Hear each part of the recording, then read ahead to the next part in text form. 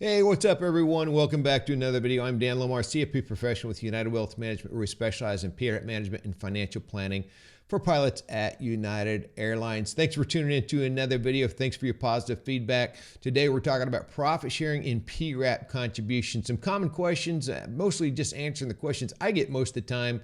And so I want to offer that to everybody else, to the pilot group, just a few things to consider. Not getting to the nitty gritty.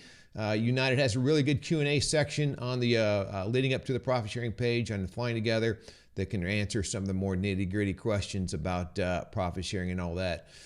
So just a few things to consider. Hey, before we get going, remember to subscribe, share this video so that everybody kind of gets the good word. And then also, as always, this is not tax, legal, or investment advice. Let's just jump right into it. All right, where to find it? You should know where to find it by now. It's on Flying Together as far as where to find your profit sharing amount. It's on Flying Together. Follow that link right there. It's under Employee Services, Compensation Incentives, Profit Sharing Statement. That's the link to follow.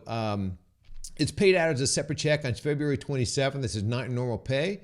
And then you have until February 5th, 11:59 p.m. to make your election if you do want anything going into profit sharing.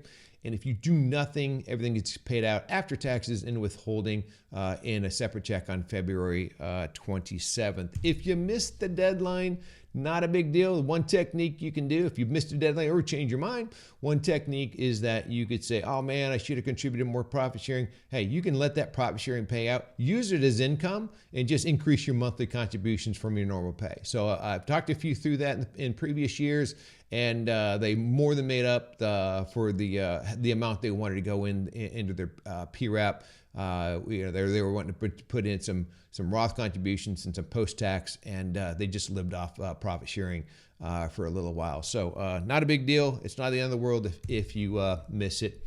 The election to contribute to the PRAP or contributing profit sharing, again, it's not on the PRAP website, and your monthly elective deferrals that you elect on the PRAP website have nothing to do with the amount that's going to go into profit sharing. So don't get those two things confused. And then where you're going to make your actual profit sharing election is on this link. When you follow that path, there's a little link there called 401k deferrals. I'll show it to you here in just a second. And that's where that profit sharing page comes up.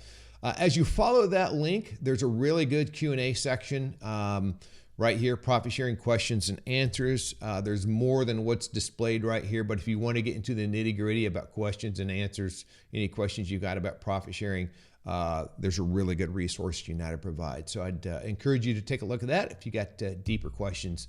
The next page, as you follow that link, this is what it looks like. There's no numbers on here, but obviously they would be provided in these areas right here. It show you what your profit sharing amount is, and then this is the link that will show you where your 401k, where you can make your 401k deferrals.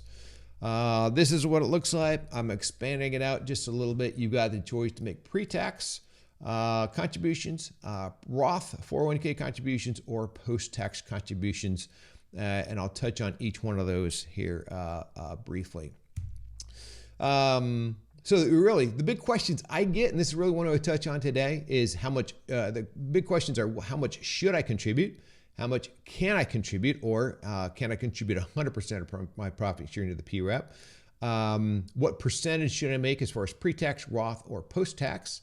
And then also, what are post-tax contributions? Post-tax contributions aren't anything specific to profit sharing, but anytime I talk about contributions, I'm always having to go a little bit deeper on what post-tax contributions are. So I'll just touch base on that real quick.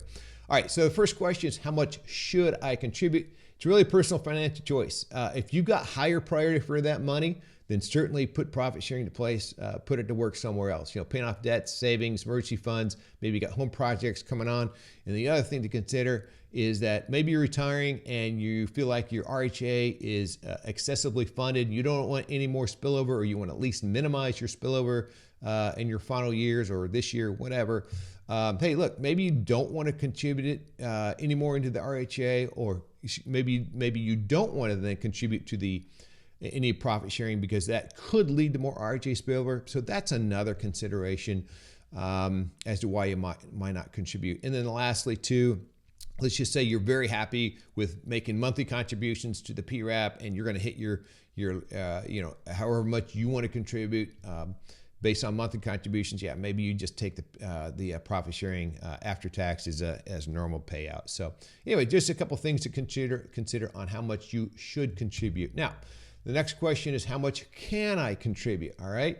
So you can contribute up to 100%. In other words, you can make 100% election on that election page. Let's just put it that way, but not actually 100% goes in, because even if we say it's pre-tax contributions, PRAP contributions are still subject to Social Security and Medicare taxes. And so the applicable, they have to apply those applicable withholdings. So even though you elect 100%, it's not really 100%. It's pretty darn close. And then the other thing to keep in mind is, how much can I contribute is, you really got to keep your pre-tax or Roth IRS limits in mind. So these are the limits of what you can put on a pre-tax basis based on your age in 2025. So let's just say in mid-February, when you look at your personal contributions to date, you kind of have to keep those in mind, because if you got a large profit sharing amount and you've filled up half of your bucket, then you're not going to be able to get 100% in there. So it's probably going to have to be split a little bit between pre-tax and post-tax contributions. So yes, you can get almost 100% in there after withholdings, but you might have to split it. Again, it kind of depends on how much your profit sharing is and how much you've contributed up to mid-February, and also what your age is. Post-tax contributions, let's talk about that real quick. So there is no set limit per se on what post-tax contributions are. Post-tax contributions are contributions that are made after taxes. They go into the traditional IRA. I'll show you a quick graphic here real quick. But anyway, there's no limit per se, but basically post-tax contributions stop when all of your personal plus United's contributions for the year 2025 reach these numbers right here: $70,000, $81,250, and $77,500, depending on your age. Okay, and once you reach those limits, then United's contributions, that's when we get that RHA or your active HRA spillover. Okay, so there's no limits per se on post-tax contributions. Let's talk about that real quick, though. Just a really, really quick review of the PRAP, the way it's set up. Is, remember, we have a traditional 401k. We have a Roth 401k inside our PRAP. Pre-tax and post-tax contributions both go into the traditional. Roth obviously goes into the Roth 401k. The beautiful thing about post-tax contributions, though, and this is why I usually emphasize this, is that they can go into the traditional 401k, and then they can be converted on an after-tax basis into the Roth. So some people refer to this as a mega backdoor Roth 401k contribution, or a Roth 401 backdoor Roth 401k contribution. And that's how it works, and that's why it's something to consider. So once they're in the Roth 401k, hey, they're tax-free for the rest of your life, as long as the withdrawals are qualified and withdrawals in retirement. So that's the reason. That's what post-tax contribution are, and it's a beautiful thing. I'll show this to you a little bit later on in the video, but as far as you want to make this election on the PRAP website, if you want to get these things automatically converted to the Roth. All right, so let's just say, all right, I only want to contribute part of it. Should I be doing pre-tax, Roth, or post-tax? Again, this kind of comes down to a personal choice / personal financial situation. Where's your tax bracket? Where's your tax bracket? And related to what you think your future tax bracket's going to be. Typically, if you're relatively on the lower end of the tax brackets, you're going to be making Roth contributions. If you're on the higher end, you're making pre-tax contributions. Not going to get into the nitty-gritty of it right now. I did do a video in 2021 that kind of talks about those things. I'll have the link to this and a downloadable checklist that is actually current as of 2025. I'll have that in the show notes to kind of walk you through this if you want some considerations on pre-tax, Roth, or post-tax. But hey, general rule, if you're making pre-tax contributions on your monthly pay, then hey, maybe you just want to make, and you're only going to contribute part of the profit sharing, probably just elect the same contribution type for profit sharing. All right, so let's just say I want all of my profit sharing to go into the PRAP. A few things to consider here. So assuming you want to fill up either your pre-tax limit. So assuming, hey, I want to hit these limits. So let's just say that you're 64 and I want to hit my $31,000 pre-tax limit. Again, if you got a large profit sharing amount and by mid-February, you've contributed $15,000 because you're an aggressive saver, and by mid-February you've got $15,000. Just keep in mind you only got $16,000 left that you can contribute on a pre-tax basis. Okay, and this is where you'd have to split it up. You'd have to split it up into partial pre-tax and post-tax contributions. So how do we know what our mid-February contributions are going to be?